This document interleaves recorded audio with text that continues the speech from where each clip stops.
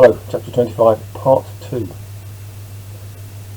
The Professor stared back at her. Mystica and I have had our suspicions, but... This is page 307. What is it, Lucky? Said Lucky, tension tight in his chest. What do you see? Gala did not reply for a long time. Higher and higher, she said at last, stronger and stronger, and every time it burns a little more of you away. Did you not realise? You are burning your mortal life away, and every time you use your power... Lucky pulled away from her, shaking. He held his hands up in front of him, as if to ward off her torrent of words. You cannot stop it, she went on. It is written in the legends. You are what you are, and you will return to the sky. Return? Lucky looked desperately at Professor Bazantine. The old actor was staring at the wheel as it burned in the night, twisting his whiskers tighter and tighter. Professor, what does that mean? He pleaded. It doesn't mean I'm going to die.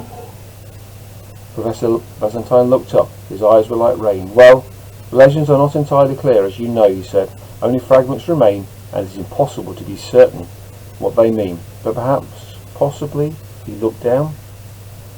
You knew, said Lucky. I trusted you. I thought you were helping me. But all this time you are making me burn my own life away? How could you do that? Lucky, whatever the legends say, I tell you that you must learn how to use your power, whatever the cost, the old actor insisted. Even if it means I'm going to die, he cried. I wish I'd never met you, if that's what this power means, if that's why it hurts so much every time I use it. Well, I'm never using it again. But you must, hissed Gala, and you will. That is why you are here. Lucky stumbled back away from the Star Talkers, till he stood on the very edge of the platform, high above the ground, with the Rainbow Temple wheel rising and falling silently behind him. He could see the vast view of the world again, spread out beneath him, but it no longer seemed magical. Now he felt sick with vertigo. He felt weak and small and scared, because Gala had made her prophecy of the future. Professor Bazantine had as good as confirmed it. You will remember this moment when the time comes, said Gala behind him. You will remember me. Her words were like poison in his veins. The Professor bristled fiercely and strode up beside Lucky. That's enough, Gala, he said. If you can help the boy find his father, then please do. But I will not stand here and let you scare him any longer. He will be a fool not to fear the future that awaits him, she replied. But the future is not fixed. He has the power to decide how all this will end. So come to me at the close of my song, boy, and I will give you what you seek. There was silence for a moment. Then Lucky stepped away from the giddy edge of the platform, away from Professor Bazantine. All right, he said, all right. He turned to Frolix and Bixer. Will you two come to the concert with me? He asked them, ignoring the Professor. Of course, said Bixer. She looked shocked. Let's just hope the music's better than the prophecy, muttered Frolix. Professor Bazantine looked at Lucky. Lucky refused to meet his gaze. Then I shall stay here, said the Professor, after a moment's pause. I shall wait for you on this beautiful wheel. Understand, old friend, said Gala. I bear you no ill will. I will tell you only what I hear as my star sings to me. A new compartment reached the top of the wheel. Frolix and Bixer followed Gala into it, but Professor Bazantine called to Lucky as he turned to go. Just a moment, Lucky, he said. He looked somehow smaller, older, less sure of himself than before.